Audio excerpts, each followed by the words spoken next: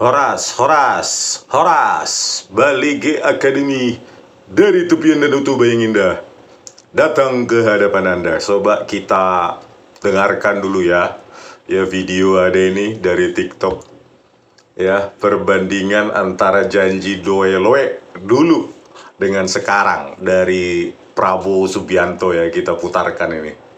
Saudara sekalian, begitu saya dilantik jadi Presiden Republik Indonesia, jika memang saya menerima mandat dari rakyat, pada saat itu saya akan cari bukti-bukti korupsi semua itu. Dan pada saat itu, mulai saat itu, saya akan kejar koruptor-koruptor itu. Bila perlu, sampai ke Antartika, sampai ke padang pasir yang paling jauh akan saya kejar. Hai para koruptor atau yang merasa pernah mencuri dari rakyat, kalau kau kembalikan yang kau curi, ya mungkin kita maafkan, tapi kembalikan dong. Nanti kita beri kesempatan cara mengembalikannya, bisa diam-diam supaya nggak ketahuan. Mengembalikan loh ya, tapi kembalikan. Nah itulah ya, sebelumnya kita kejar ya, sebelum terpilih kita kejar sampai ke Antartika. Nah setelah terpilih, kembalikan diam-diam, mungkin kita maafkan. Gimana sih? Nggak konsisten ya, harusnya seorang presiden itu konsisten gitu loh ya. Ya kalau mau mengejar itu mulai dari kabinetnya sekarang gitu, ya. Inilah dia ini, si apa ini, Erlangga Hartarto, jadi Menko apa dia sekarang? Ekonomi ya, inilah. Erlangga Hartarto diduga ikut berperan dalam kebijakan ekspor CPO minyak goreng ya. Yang ditangkap cuma Lin Che-wei ini ya. Erlangga Hartarto diduga memberikan wewenang kepada Lin Chen-wei, staf Erlangga, sebagai tim asistensi dari kantor Menko Perekonomian. Kok cuma dia yang ditangkap gitu ya? Kok mereka dua ini sama siapa? Muhammad Lutfi yang membuat kebijakan malah nggak ditangkap gitu ya, diperiksa pun tidak. Lin Chen-wei diduga direkrut Kementerian Perdagangan tanpa surat kontrak, hanya berdasarkan kedekatan secara personal dengan Erlangga. Lin Chen-wei yang menentukan DMO ya, Domestic Market Obligation ya, 20%, dan disampaikan dengan komitmen saja. Seharusnya pemenuhan DMO 20% dibarengi dengan melihat stok di lapangan, bukan dengan komitmen seperti yang diyakinkan Lin Chen-wei. Korupsi pemberian fasilitas ekspor minyak sawit mentah, crude palm oil CPO, merugikan negara sebanyak 18,3 triliun. Ya, Kapus Penkum Ketut Sumadana mengatakan pemeriksaan Erlangga Hartarto untuk mencari alur ini dan segala macam. Terus kenapa hanya Lin Chen-wei ini aja yang dipenjara? Ini masa dia bosnya malah lepas ya, dengan Muhammad Lutfi sebagai Menteri Perdagangan? Kan aneh, ini sebagai perantara saja Lin Chen-wei ini dengan apa namanya, asosiasi pengusaha sawit ya, atau minyak goreng ya. Kenapa orang ini saja? Kan aneh ini gitu loh. Ini malah nggak dipenjara ini si Erlangga Hartarto ya. Aduh, parah ya. Inilah dari Tempo ya, Erlangga cuma diperiksa sekali atau lebih ya, tapi nggak diapa-apain tuh sampai sekarang, bahkan jadi menteri ya. Padahal merugikan negara katanya 18,3 triliun. Nggak perlu kan Pak Prabowo mengejar koruptor sampai ke Antartika ya. Belum lagi nih siapa ini, Dito Aryo Tejo ya, Menpora saat ini, itu disebutkan di keputusan ini itu ya, di apa, sebagai fakta persidangan. Dito Aryo Tejo bahkan ada tabelnya ini dia ya, November sampai Desember 2002 pengeluaran kepada Dito Aryo Tejo 27 miliar nih dalam kasus korupsi BTS 4G ya, 27 miliar. dengan kerugian negara 8 triliun ya. Aduh, parah kali, 8,32 triliun. Terus orang ini juga bebas dan masih menjadi Menpora. Ngapain jauh-jauh? Atau sudah berubah ya? Mungkin Pak Prabowo dulu sebelum terpilih, kami kejar, akan saya kejar, sampai memukul-mukul meja atau podiumnya itu, ya kan, supaya mendapat apa, rakyat saja ya, supaya mendapat voting gitu ya, suara dari rakyat aja. Setelah terpilih, pulanginlah, mungkin kami maafkan ya, mulanginnya kembalikannya dengan cara diam-diam gitu. Parah ya, kok begitu kita punya presiden ya. Inilah Dito Aryo Tejo nya ada ini di keputusan ini tabelnya ini dia. Dito Aryo Tejo 27 miliar. Sehari setelah diperiksa Kejaksaan Agung dikembalikan dia katanya ke Magdir, pengacaranya si Irwan Hermawan yang memberikan itu. Jadi sampai sekarang orang ini lolos. Terus apa maksudnya? Jadi kalau maling motor, pulangin motor gitu bebas. Begitu ya. Kalau begitu buat aja undang-undang KUHP yang baru, revisi. Kalau uang yang kau ambil, kau colong dari rakyat, kembalikan bebas. Tanpa didakwa, gitu aja Pak Prabowo. Ya.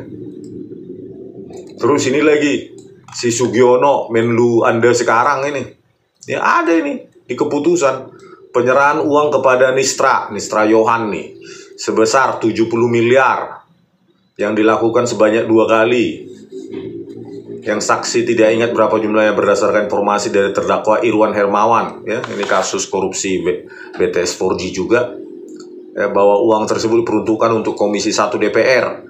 Selanjutnya saksi menghubungi Nistra dan sepakat bertemu di Swiss Bell Hotel, dan dalam pertemuan tersebut Nistra mengarahkan agar penyerahan uang tersebut ini ya. Jadi Nistra Yohan ini adalah stafnya dari Sugiono. Sugiono saat itu adalah wakil ketua Komisi 1 DPR ya, periode 2019-2024, dan dipakai oleh Prabowo Subianto menjadi Menlu juga. Ya.